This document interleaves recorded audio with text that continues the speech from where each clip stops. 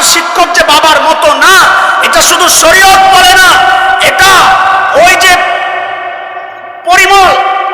পরিমল জয়ধরেরা ইতিহাসে বারবার এটা সাক্ষী রেখে গেছে, শিক্ষক বাবার মতো না।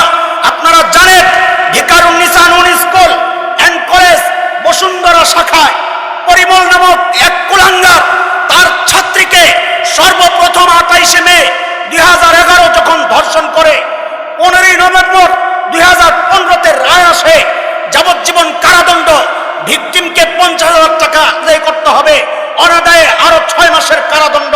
এই পরিমল ওই সময় আলোচনায় এসেছে। ওই স্কুলের শুধু পরিমল না, আরো বহু শিক্ষক দ্বারা মেয়েরা লাঞ্ছিত হচ্ছে, ধর্ষিত হচ্ছে। তারা ইতিহাস রেখে গেছে, শিক্ষক কখনো বাবার মতো হয় না, বাবার মতো স্নেহ দিবে, কিন্তু শরীয়তের বিধান এই কথা বলে উড়িয়ে দেওয়া যাবে না। বারবার তারা প্রমাণ রেখে যাচ্ছে। আমরাও বলি শরীয়ত বলে শিক্ষক বাবার মতো হলে মেয়েরা, ছাত্রীরা যৌন নির্যাতনের শিকার হতো না। আপনারা নয়া দিগন্ত এক পত্রিকা ইন্টারনেটের সংস্করণ দেখেন আপনারা 13ই জানুয়ারি 2020 দেখেন, সেখানে লেখা আছে ভয়াবহ যৌন নির্যাতন হচ্ছে স্কুলের ছাত্রী, কলেজের ছাত্রীর উপর করছে কারা? ওই যে বাবার মতো শিক্ষকরা।